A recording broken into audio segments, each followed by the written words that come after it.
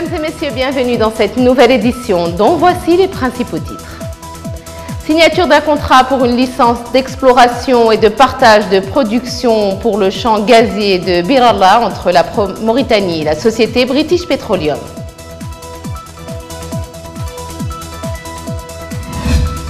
Santé humaine et animale, 16 ONG locales lancent une campagne de sensibilisation sur les risques de la fièvre de la vallée du Rift et de Crimée-Congo. Mali, un avant-projet de nouvelle constitution présenté au président de la transition, Assimi Goïta.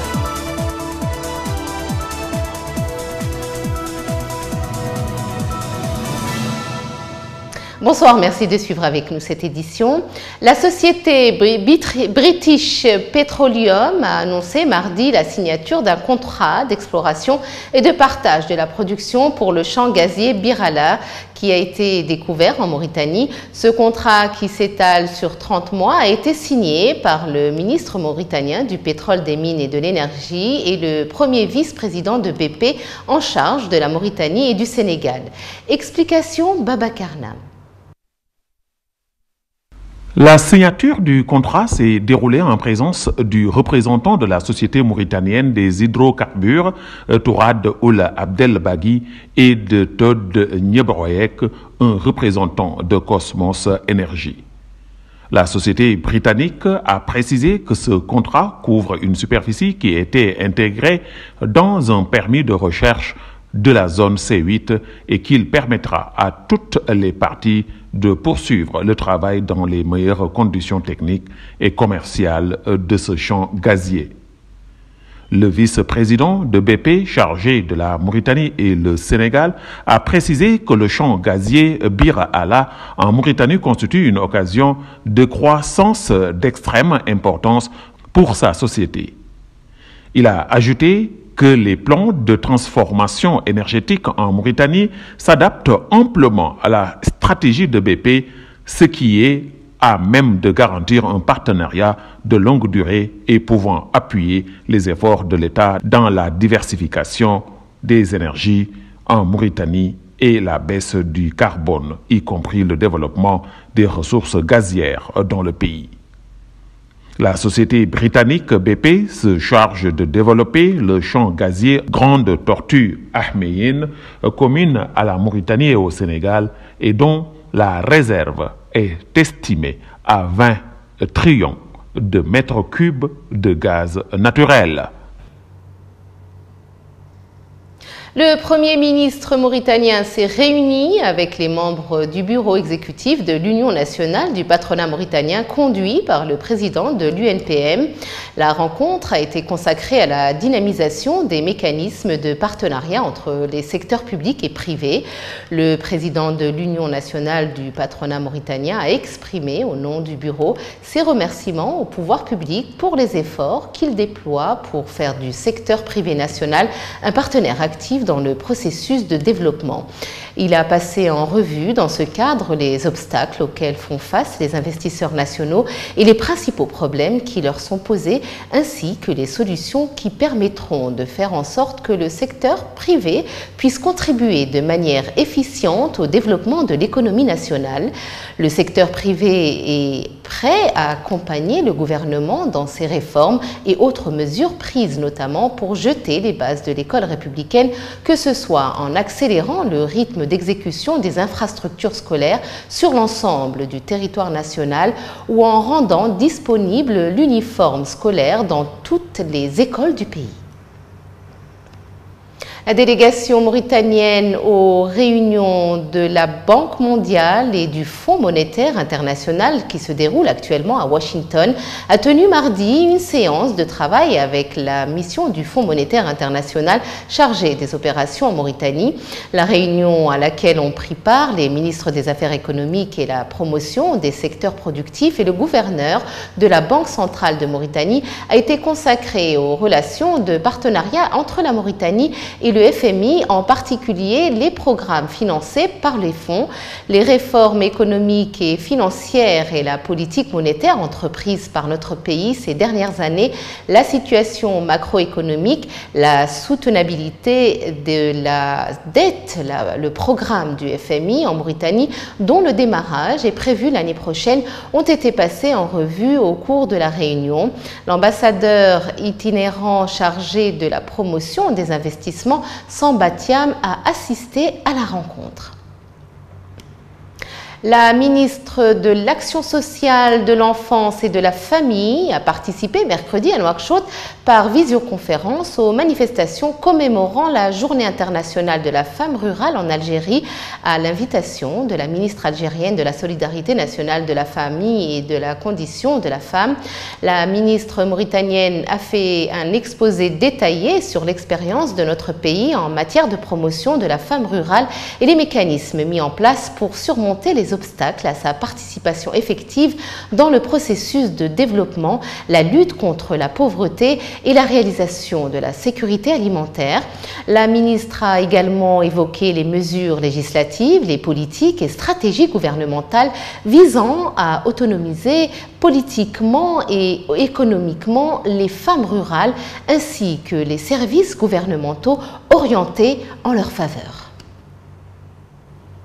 Une journée de sensibilisation sur les risques de la fièvre de la vallée du Rift a été organisée aujourd'hui à Nouakchott par le groupement des ONG intervenant dans le domaine de la santé humaine et animale. Il s'agit d'un réseau d'organisations pour le développement économique qui regroupe 16 organisations locales dans les 8 régions agro-silvo-pastorales du pays. Cette activité consiste à mener un vaste programme élargi auprès des populations pour la prévention de la maladie de la fièvre du Rift, mais aussi de la maladie du Crimée-Congo qui sévissent dans le pays. Il s'agit en outre de sensibiliser pour la prochaine campagne qui doit démarrer sous peu de temps.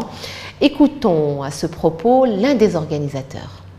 Le projet PRAPS, la direction statistique, dans le cadre de la collecte des informations, des indicateurs pastoraux en ce qui concerne la santé animale, en ce qui concerne les feux de brousse, les bilans foragers, en ce qui concerne l'eau, l'hydraulique pastorale, les problèmes de l'hydraulique pastorale, en ce qui concerne l'alimentation du bétail, en ce qui concerne l'abreuvement, en ce qui concerne les agglomérations des animaux et les couloirs de passage sécurisés. Nous travaillons donc essentiellement avec les agropasteurs sur le terrain, en vue de leur donner des conseils, en vue de les encadrer, un encadrement de proximité. Ça, on le fait. Et donc, on évolue dans le secteur sylvo-agro-pastoral. Nous avons vu la nécessité de faire cette sensibilisation contre ces maladies, surtout la fièvre de la vallée du Rift, qui est une maladie et qui sévit malheureusement dans les cheptels. Et il y a eu, je pense, 18 cas de décès jusqu'à maintenant. Nous participerons aux prochaines élections législatives et municipales, a affirmé l'ancien président mauritanien Mohamed Ould Abdel Aziz, se disant surpris par son organisation précoce avant les délais naturels. Nous participerons à ces élections et ferons ce que nous pourrons malgré les obstacles.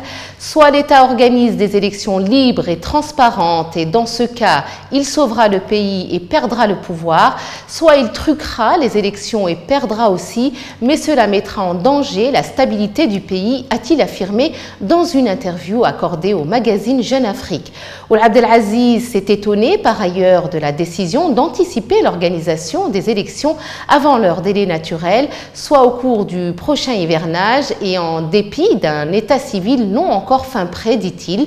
La plupart de nos cartes d'identité sont sur le point d'expirer et nous n'avons que 6 à 7 mois pour les renouveler, ce qui représente une menace de privation de nos droits d'une part et laisse supposer que l'État va se tourner vers la fraude. D'autre part, a-t-il déclaré, ces élections ne reflèteront pas la scène politique car de nombreuses personnalités de l'opposition ont soit dissous leur parti, soit se sont vus refuser la reconnaissance. Ils ne peuvent pas donc participer et la plupart des formations autorisées sont loyalistes au régime. Je soutiendrai tous les candidats qui souhaitent un changement positif pour le pays, a-t-il dit.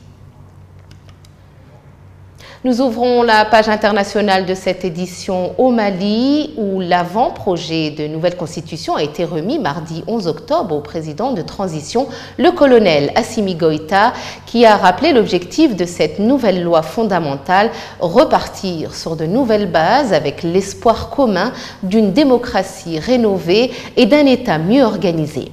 Récit Babacar Nam. Le président de la commission qu'il a rédigée, Fousseynou Samaké, a présenté les principales nouveautés sur l'ORTM, la télévision d'État mardi. Il comporte 195 articles contre 122 pour la constitution actuelle, qui date de 1992. Sur le fond, ce nouveau texte rendu public par la présidence malienne ce mercredi apporte plusieurs changements. D'abord, il met en avant l'affirmation claire du caractère unitaire de l'État malien, une manière d'assurer, noir sur blanc, que le Mali ne sera jamais un État fédéral. Cette possibilité avait été proposée par certains pour mettre un terme aux rébellions indépendantistes dans le Nord, mais une telle fédération n'est pas prévue pour l'accord de paix conclu en 2015. Cela ne sera donc désormais même plus envisageable, à moins de modifier encore la Constitution. À noter également que le Parlement ne pourra plus renverser le gouvernement et le président de la République ne pourra plus dissoudre l'Assemblée. Une Cour des comptes, dont le rôle sera de contrôler l'utilisation de l'argent public, sera également créée. Le Conseil économique, social et culturel sera dorénavant aussi environnemental. Et des suppressions sont également mentionnées, comme celle de la Haute Cour de justice et du Haut Conseil des collectivités. Dans l'exécution, ce n'est plus le Premier ministre, mais le Président de la République qui déterminera la politique de la nation. Et le gouvernement sera chargé de conduire celle-ci. Un changement qui vient, selon les rédacteurs du nouveau texte, rétablir un État de fait et mettre le chef de l'État devant ses responsabilités. Pour le gouvernement, le nombre limite des nombres, ministres, secrétaires d'État, ou quelle que soit leur dénomination, sera fixé à 29. Au Sénégal, Aminata Touré, tête de la liste de la coalition au pouvoir lors des dernières législatives, se démarque de plus en plus de la coalition Benno Bokk Yakaar. Ce lundi, elle a rendu publique une lettre adressée au président de l'Assemblée nationale dans laquelle elle propose une loi visant à limiter l'exercice des fonctions publiques en rapport avec des liens familiaux. Elle soupçonne le président de la République Macky Sall de privilégier des nominations au seul motif d'une appartenance à sa famille. Tchad, Saleh Gebzabo, ancien chef de file de l'opposition tchadienne et vice-président du comité d'organisation du dialogue national inclusif, a été nommé ce mercredi Premier ministre du Tchad par décret de Mohamed Idriss Débo Itno. Gebzabo, 75 ans, ancien journaliste, 4 fois candidat à la présidentielle contre feu le maréchal Déby et dont le parti avait rallié il y a 18 mois le gouvernement nommé par la junte militaire dirigé par le jeune général Mahamat Déby et nommé premier président, lit-on dans un décret signé par le chef de l'État.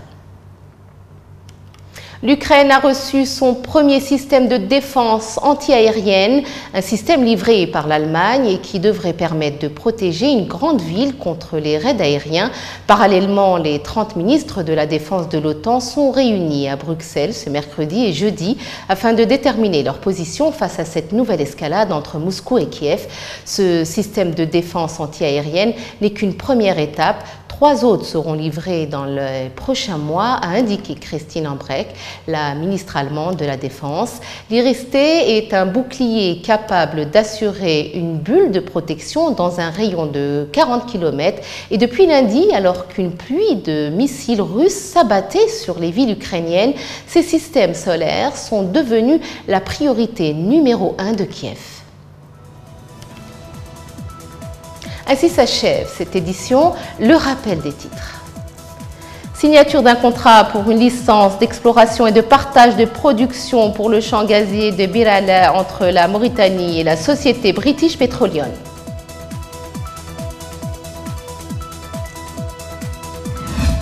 Santé humaine et animale, 16 ONG locales lancent une campagne de sensibilisation sur les risques de la fièvre de la vallée du Rift et de Crimée-Congo.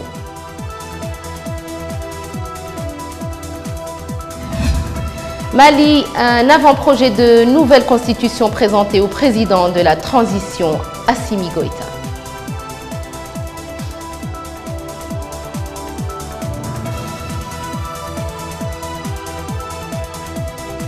Merci d'avoir suivi avec nous cette édition. Je vous retrouve demain à la même heure pour une nouvelle édition. D'ici là, portez-vous bien.